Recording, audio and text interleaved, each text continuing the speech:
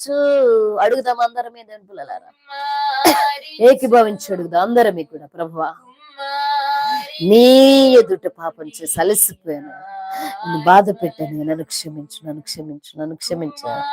పెంచు, కుమారించు, కుమారించునే ఆత్మను. పరిశుద్ధుడా, నీ ఆత్మను మా పైన